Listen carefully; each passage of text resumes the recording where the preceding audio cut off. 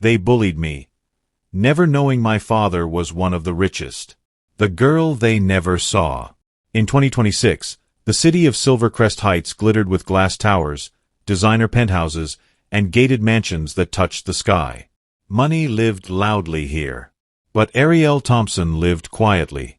At 17, Ariel attended North Vale Academy, one of the most elite private schools in the city. The kind of school where students arrived in electric sports cars and talked about ski trips in Switzerland like they were weekend errands. Ariel arrived every morning in a simple rideshare car. No driver. No bodyguard. No luxury.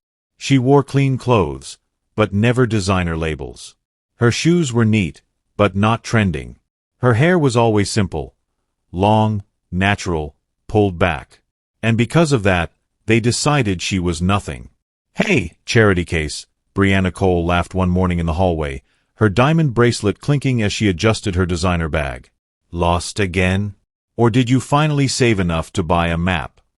Her friends laughed. Ariel kept walking. She had learned early that silence was armor. In class, Ariel sat in the back, always answering questions correctly, always topping exams. That only made it worse. "Smart but broke," Jason Miller once muttered loudly. "Worst combo." The teacher ignored it. They always did. No one knew that every night, Ariel returned not to a cramped apartment, but to a quiet, ultra-secure penthouse hidden behind layers of privacy. No one knew the man who hugged her at the door wasn't just a busy businessman, as she always said. They didn't know her father owned half the buildings they passed every day. Because Marcus Thompson, billionaire real estate mogul, had one rule. "Let them know you before they know my money." And Ariel obeyed, even when the bullying got worse. That afternoon, in the cafeteria, Brianna accidentally knocked Ariel's tray to the floor. Food splattered. Laughter erupted. "Oops," Brianna said sweetly. "Guess some people just don't belong here." Ariel knelt quietly to clean the mess. Her hands shook, but not from weakness. From restraint. Because what they didn't know was that the walls were listening. The time was counting down. And the truth had a way of arriving dressed in silence, before crashing in like thunder. That night, Ariel stood alone by the floor-to-ceiling window of her father's penthouse, city lights glowing beneath her. Her father stood behind her. "Still want to handle this your way?" Marcus asked gently. Ariel nodded. "For now," she said. But in her eyes, something had changed. The laughter didn't stop when Ariel left the hallway. It followed her. It echoed in whispers, in smirks, in the way people leaned toward each other the moment she passed. By lunchtime, a new nickname had already taken root. Miss Invisible. Jason said it loudly on purpose as Ariel walked into history class. "She thinks if she stays quiet, she'll disappear." More laughter. Ariel took her seat at the back, her face calm, her spine straight. She opened her tablet like nothing touched her. But inside, every word pressed against her chest. The teacher began the lesson, but Ariel barely heard it. Her mind drifted to memories she rarely allowed herself to touch. She remembered being 8 years old, standing in front of a mirror in a mansion bigger than her entire school building, asking her father why she couldn't tell anyone who he was. Marcus Thompson had knelt to her level that day. "Because money changes how people see you," he'd said gently. "And I want them to see you first." Back in class, Brianna leaned across the aisle. "So, Ariel," she whispered loudly enough for half the room to hear, "what does your dad do anyway?" "Janitor? Security guard." Giggles broke out again. Ariel didn't answer. But this time, she lifted her eyes and looked straight at Brianna. Not angry. Not sad. Just steady. That unsettled Brianna more than any reaction could have. After school, the bullying followed her outside. A group of students stood near the gate, filming TikToks, showing off cars, laughing. Ariel walked past them toward the rideshare pickup zone. Jason scoffed. "Imagine coming to North Vale and still needing Uber." Someone recorded it. Ariel felt the heat rise in her face, but she kept walking. The car pulled up. She got in. Door closed. Only then did she exhale. That evening, the elevator doors opened into silence. Ariel stepped into her father's penthouse, where marble floors reflected warm lights and the entire city stretched beyond the glass walls. The smell of jasmine tea filled the air. Marcus Thompson stood near the window, phone pressed to his ear. "Yes," he said calmly. "Proceed with Phase 1. Quietly." He ended the call and turned to his daughter. "You were quiet today," he said. Ariel dropped her bag. "They made a video." Marcus's jaw tightened, but his voice remained calm. "Do you want me to end this now?" She shook her head slowly. "No," she said. "Not yet." He studied her. "They're hurting you." "They're underestimating me," Ariel replied. "There's a difference." Marcus smiled faintly, pride mixed with concern. "All right," he said. "But understand this, when the truth comes out, it won't whisper." That night, Ariel lay on her bed, scrolling through her phone. The video had already spread. POV. When the poor girl thinks she belongs at North Vale Skull.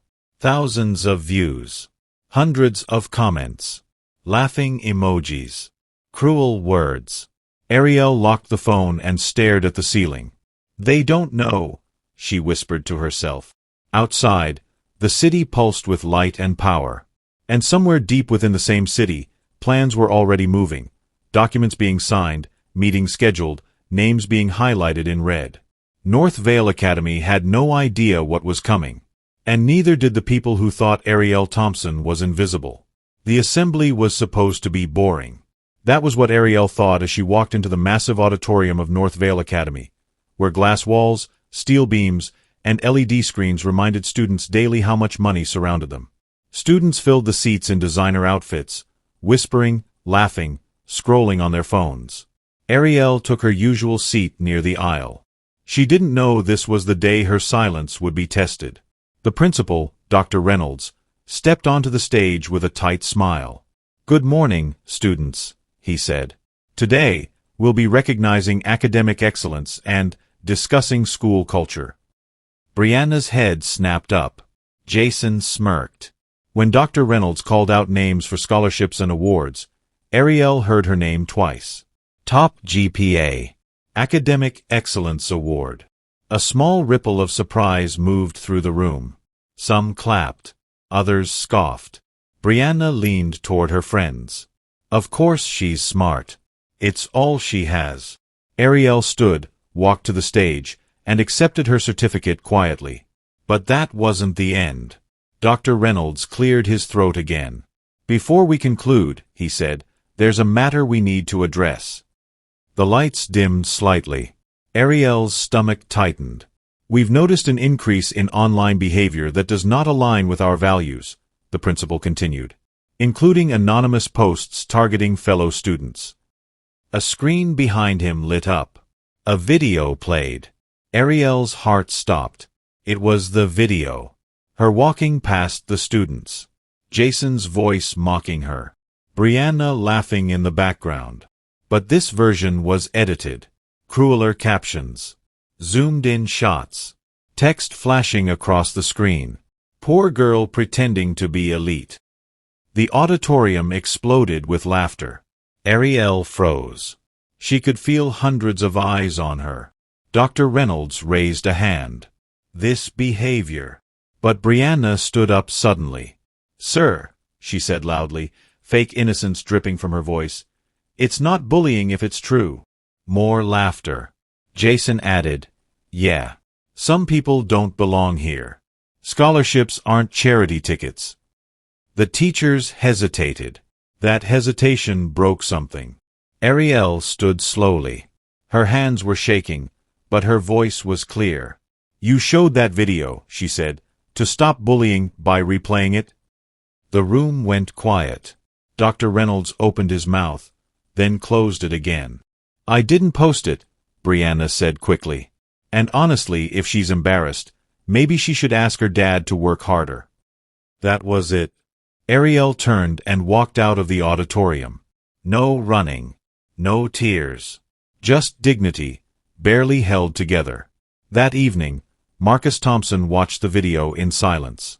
Each second hardened his expression. "They aired this?"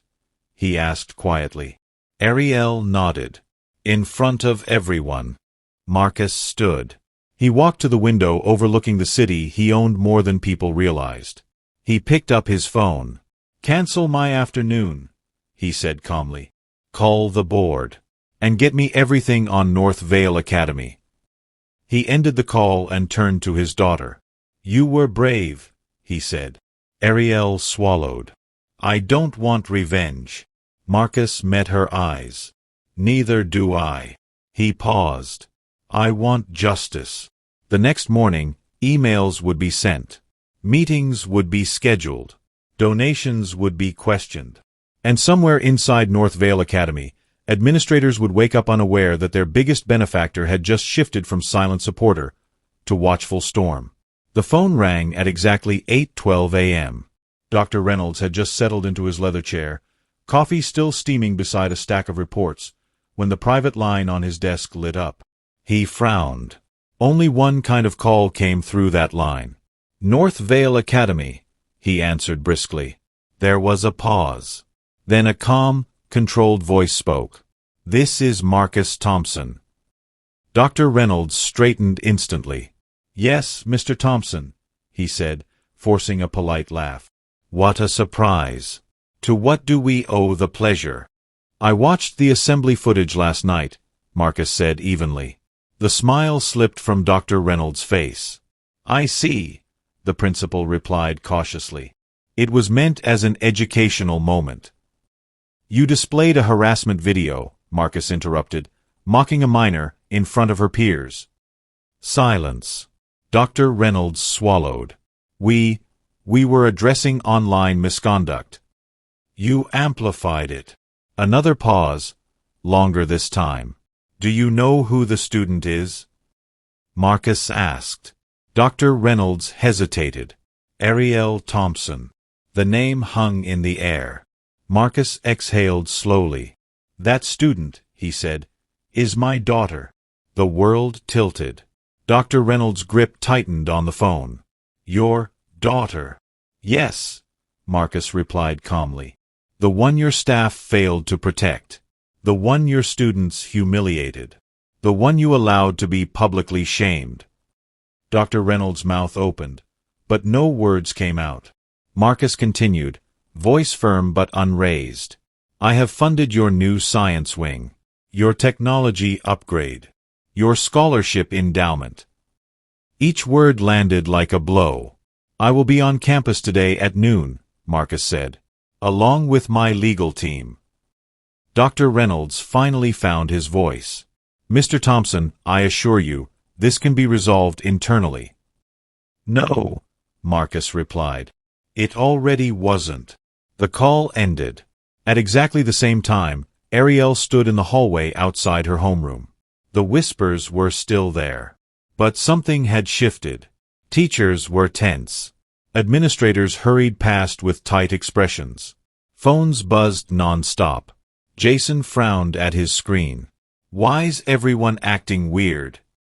Brianna adjusted her sunglasses, irritation flashing across her face. "Probably another donor visit." Ariel said nothing. She sat down, opened her notebook, waited. At 11:58 a.m., a convoy of black luxury vehicles rolled through the school gates. Students pressed their faces to the windows. "Who is that? Is that a celebrity?" "No way. Look at the cars." Marcus Thompson stepped out of the lead vehicle, dressed in a tailored charcoal suit, posture calm, presence commanding. Two lawyers followed. Then a woman carrying a tablet. Then another man with security credentials. The office doors opened in a rush. Dr. Reynolds hurried forward, sweat visible at his temples. "Mr. Thompson," he said nervously. Marcus didn't shake his hand. "Take me to my daughter," he said. The hallway went silent as he walked through. Students froze. Teachers stepped aside. And when Marcus stopped in front of Ariel's classroom, the door already open, every eye turned. Ariel looked up. Their eyes met.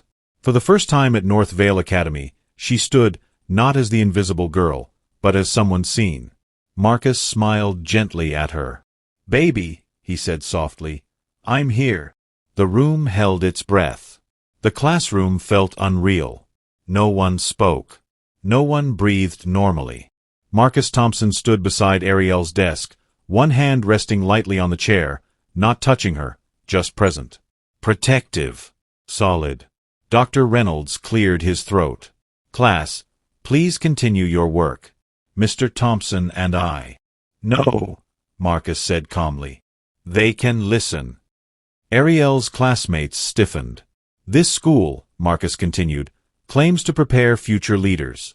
Yet it tolerated cruelty, rewarded silence, and punished dignity."